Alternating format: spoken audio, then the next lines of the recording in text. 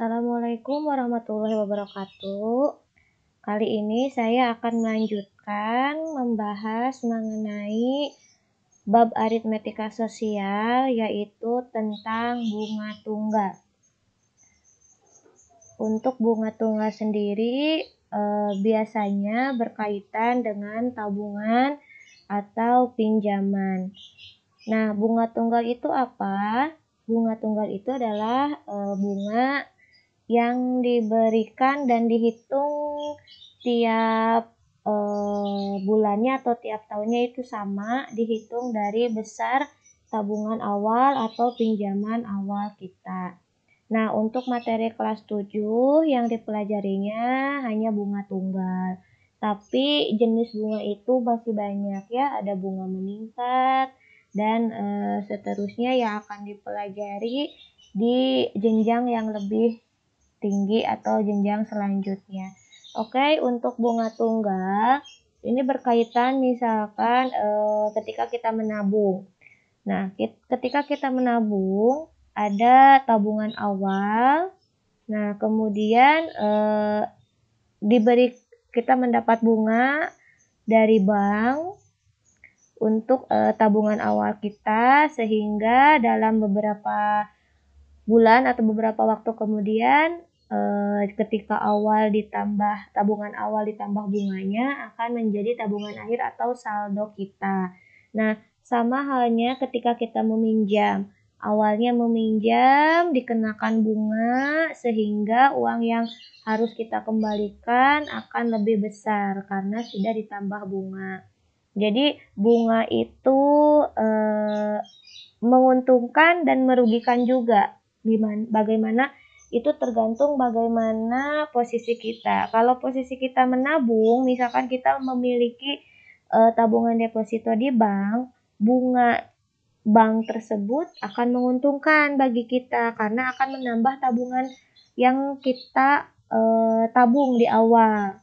Nah, tapi kalau misalkan posisi kita meminjam, bunga ini akan terasa merugikan karena pinjaman yang harus kita bayar di akhir itu akan lebih besar daripada pinjaman awal kita.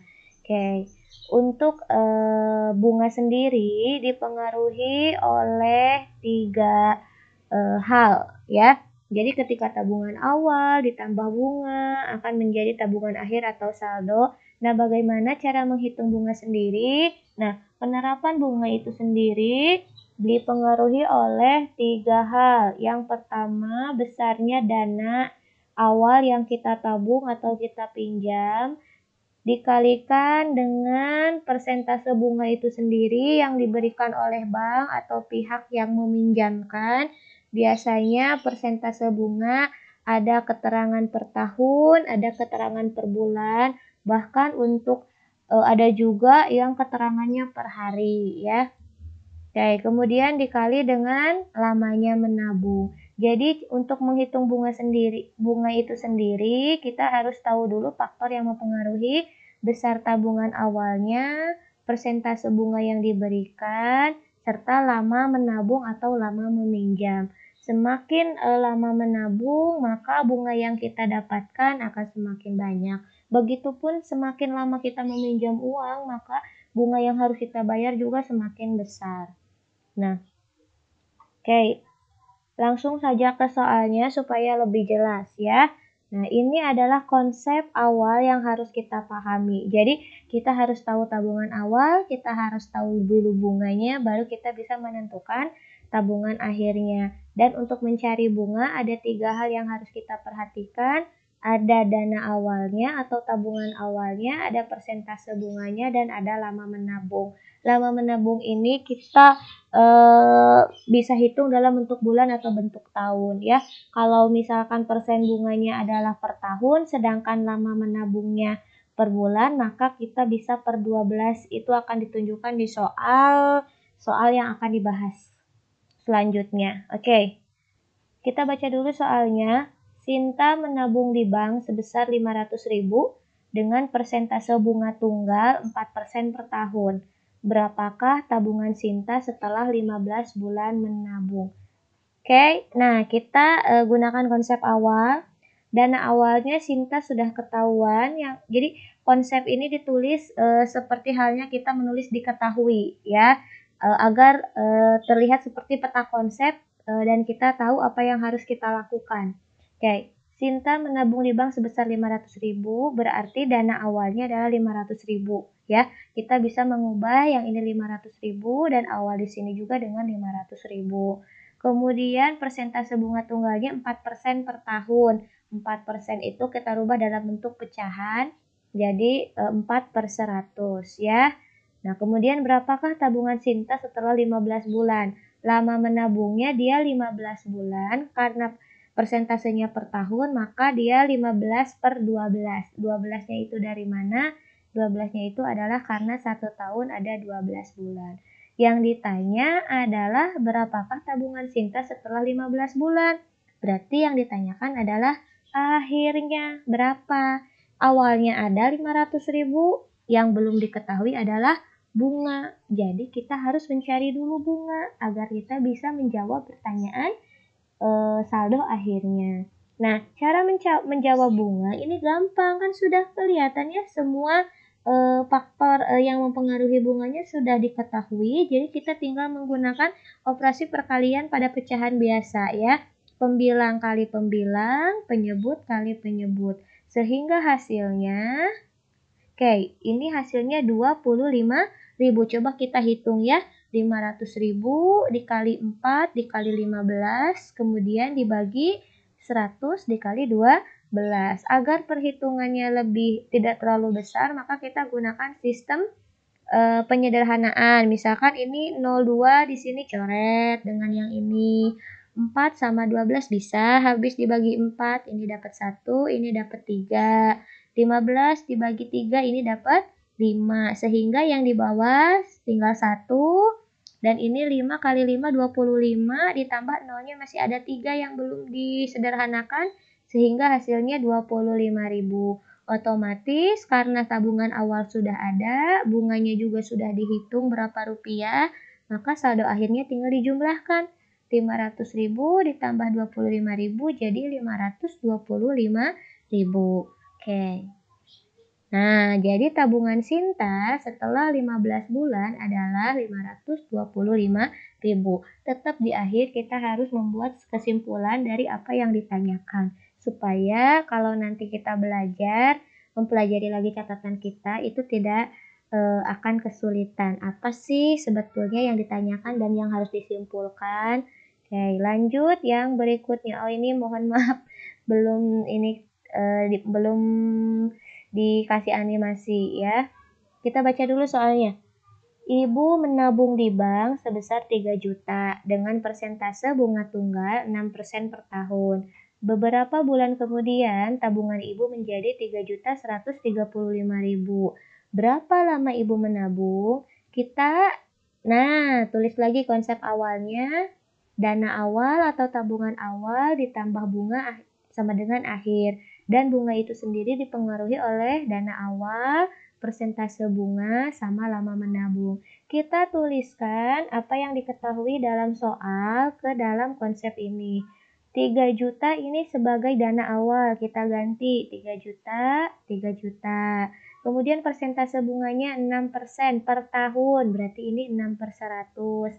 Dan beberapa bulan kemudian tabungan ibu menjadi 3.135.000, berarti akhirnya menjadi 3.135.000. Dan yang ditanyakan berapa lama ibu menabung, dimisalkan dengan huruf N per 12. Kenapa harus per 12? Karena biar nanti hasilnya ini dalam bentuk bulan, soalnya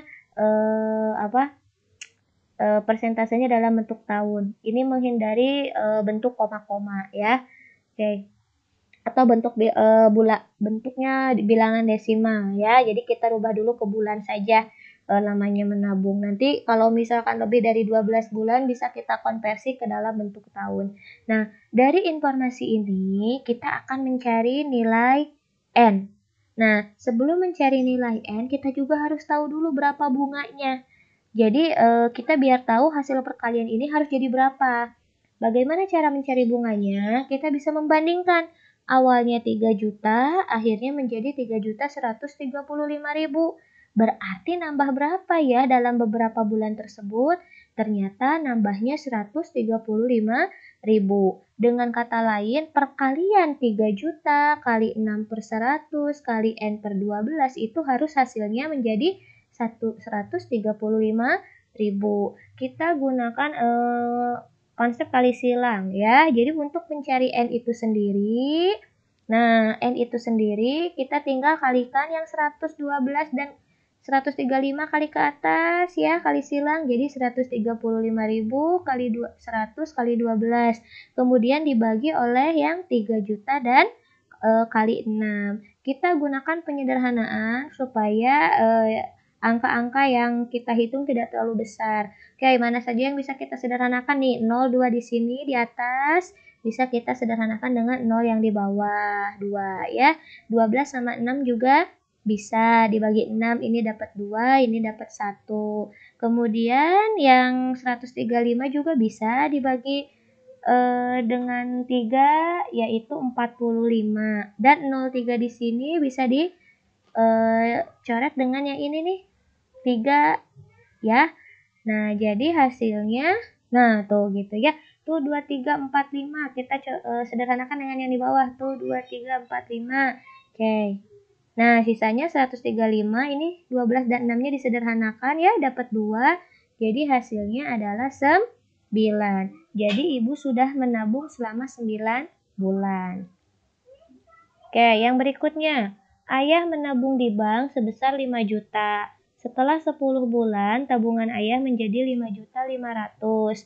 Berapa persentase bunga tunggal per tahun yang diberikan oleh bank?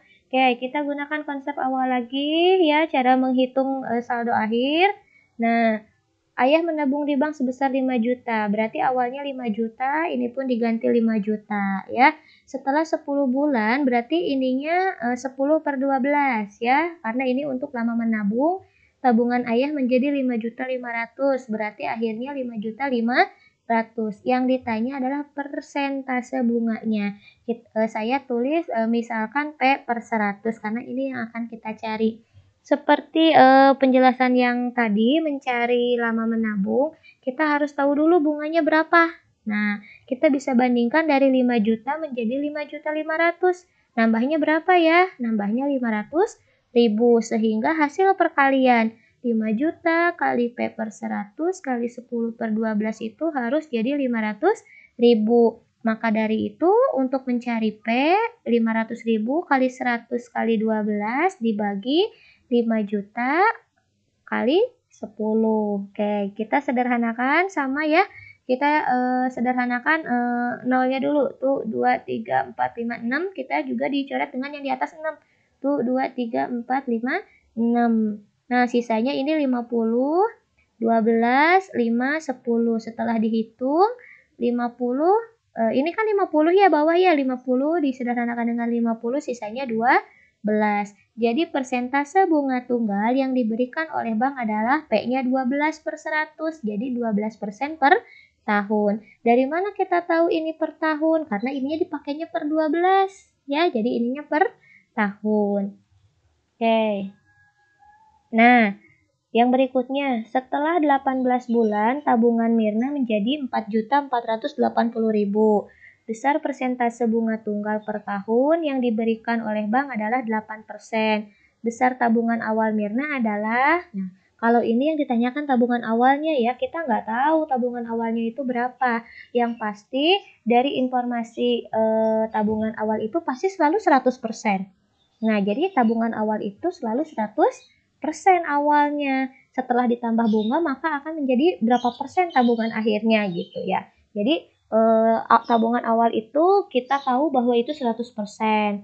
Untuk dana awalnya pun kita belum tahu berapa ya, hanya bentuk dalam 100%. Bunganya itu persentasenya 8 per 100, berarti ini 8 per 100. Kemudian besar tabungan awal Mirna, tabungan akhirnya menjadi 4.480.000. 4.480.000. Yang ditanyakan adalah tabungan awal. Sedangkan bunganya belum tahu berapa, bisa jadi 4.480.000. Dan untuk mencarinya pun susah karena di sini masih ada yang belum diketahui, masih berkaitan dengan tabungan awal. Nah, dengan begitu kita lihat presentasenya saja menggunakan rumus yang awal-awal kita sudah pelajari mengenai ditanyakan per diketahui dikali diketahui. Kita hitung dulu bunganya, ini tuh berapa persen sih nambahnya dari tabungan awal. Oke, kita sederhanakan dulu 18 dengan 12.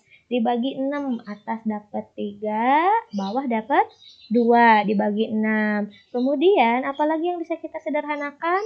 8 dengan 2, atas dapat 4, bawah dapat 1. Dan 100 tidak boleh disederhanakan karena kita akan melihat berapa persen penambahan bunganya. Kita tinggal hitung saja, 4 kali 3, 12, dibagi 1, 12.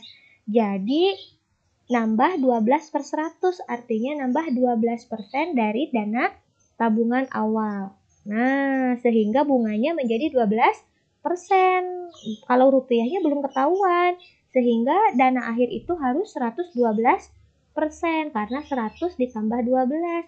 Dan 112%-nya itu sudah ketahuan, yaitu 4.480.000. Sehingga kita gunakan rumus yang Jitu kita ditanyakan per diketahui kali diketahui. Yang ditanyakannya tabungan awal, yang diketahuinya tabungan akhir dikali akhir. Awalnya dalam bentuk persen, 100% per 112% dikali 4.480.000. Nah, bisa kita sederhanakan persen dengan persennya, dan ini 112 dengan 4 juta dengan 448 itu disederhanakan dapat 4, sehingga tabungan awalnya itu 4 juta ya. Jadi itu adalah mengenai bunga tunggal. Bisa ditanyakan besar bunganya, bisa ditanyakan lama menabung, bisa ditanyakan persentase bunganya, tabungan akhirnya atau tabungan awalnya, kita harus bisa semua. Dan bagaimana cara menghafalnya? Kita cukup menghafal konsep ini ya, awal tambah bunga sama dengan akhir dan faktor-faktor yang mempengaruhi besaran bunga.